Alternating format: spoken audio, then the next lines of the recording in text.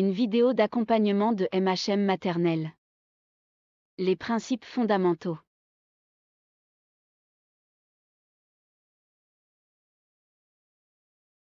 Le principe d'éducabilité repose sur l'idée que tout élève est éducable, quel que soit son potentiel de départ. En effet, il ne suffit pas de transmettre un savoir pour que les élèves apprennent car ils sont soumis à des contraintes cognitives, affectives, sociales, différentes. Pour que les élèves apprennent, il semble évident que l'on ne peut pas utiliser les mêmes méthodes avec tous, ni offrir les mêmes ateliers à tous en tout temps. D'après Laurent Lesquarche, chercheur, le postulat d'éducabilité invite à de l'optimisme en éducation en affirmant la possibilité que, quelle que soit la situation de la personne, elle soit toujours en mesure d'apprendre quelque chose en termes de savoir ou de compétences générales méthodologiques. Le pari de l'enseignant est alors de mettre en œuvre tout son savoir-faire, en appui de méthodes efficaces et d'un travail, d'équipe réel, pour atteindre les objectifs visés. Un enseignement bienveillant, et par extension une école bienveillante, répond à plusieurs critères: offrir un cadre rassurant où l'élève se sent en sécurité affective et intellectuelle. Cette réflexion est déjà très avancée en maternelle, mais elle peut être réinterrogée. Pour certains élèves, une classe trop chargée en meubles, rangements, tables, coins ou dans laquelle le déplacement est trop libre, n'est pas forcément cadrante. Offrir un espace relationnel sain, où les relations entre adultes enseignants, ATSEM, et entre élèves sont respectueuses et s'inscrivent dans une confiance réciproque, ni défiance, ni injustice, ni mépris, mais de l'empathie, de l'entraide, de la coopération. Un espace de relation saine est un espace dans lequel l'élève sent qu'on se préoccupe de lui en tant qu'individu et qu'on respecte ses rythmes et ses besoins. Offrir un espace pédagogique dans lequel l'élève se sent reconnu, où il peut développer ses compétences scolaires et sociales en confiance.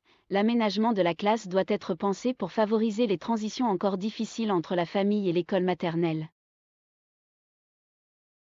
Offrir un cadre exigeant en reconnaissant les difficultés et capacités de progrès de chacun, en considérant l'élève dans toutes ses dimensions, sociales, cognitives, culturelles, en cherchant à stimuler, en étant ambitieux. Les neurosciences affectives et sociales, et particulièrement les recherches de Catherine Guéguen, nous apportent un éclairage édifiant sur l'importance du relationnel enseignant-élève, le fonctionnement du cerveau de l'enfant et la question du stress.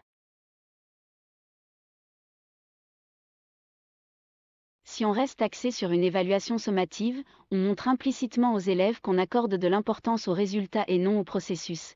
L'évaluation peut être pensée de différentes façons, mais il est important que la forme d'évaluation choisie soit cohérente avec les démarches d'enseignement. C'est pourquoi la méthode heuristique fait des choix clairs: une évaluation surtout formative, qu'on inscrira dans une évaluation positive. Évaluer positivement permet d'accompagnement. On peut pour évaluer au fil de l'eau utiliser des fiches de suivi des activités. Voici un exemple en petite section de maternelle. En postulant qu'un savoir ne peut s'acquérir que si on le construit, on voit bien qu'il faut changer de paradigme. L'enseignant devient alors un médiateur de savoir. Il va élaborer et mettre en œuvre des scénarios pédagogiques permettant aux élèves de développer les compétences visées. L'enseignant va devoir adapter sa posture professionnelle pour expliciter, observer, guider, étayer. De plus, en faisant preuve d'empathie, l'enseignant a un impact direct sur la motivation et les compétences des élèves. Les élèves d'école maternelle sont jeunes, ils ne sont pas encore tout rentrés dans leur rôle d'élève, parfois rencontrant des difficultés sociales importantes.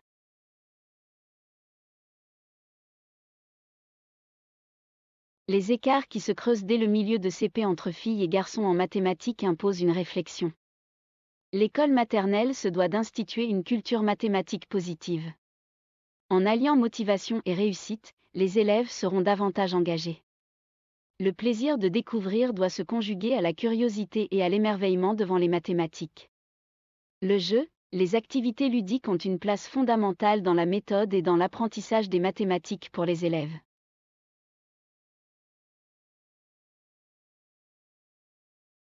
Il est fondamental de permettre à chacun de rentrer dans les apprentissages.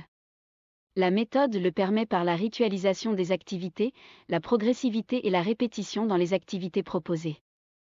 En donnant à l'erreur sa juste place, on permet à l'élève d'évoluer et de se construire des bases solides. Une réflexion importante est menée dans le cadre de la méthode sur l'environnement d'apprentissage. En particulier, nous préconisons des temps d'apprentissage suffisants quotidiennement, inscrits dans une progression réfléchie et pensée sur l'ensemble de l'école maternelle. L'aménagement de la classe et de l'école permet aussi aux élèves de connecter les apprentissages au monde qui les entoure. Enfin, nous préconisons une cohérence au sein de l'école dans les choix pédagogiques et didactiques. C'est pour cela que la méthode a directement été pensée sur plusieurs niveaux et que certaines activités se font d'écho d'une année à une autre. Cela renforce la mémorisation. La méthode heuristique de mathématiques a été construite à partir des programmes, des recommandations institutionnelles et des apports de la recherche. Ces bases lui confèrent une réelle robustesse pédagogique. La démarche, manipuler, verbaliser, abstraire, est au cœur de la classe. Cela demande à l'enseignant d'être rigoureux dans sa pratique pour une efficacité optimale. Il doit apporter le langage nécessaire et permettre à l'élève de construire le savoir à partir des activités proposées.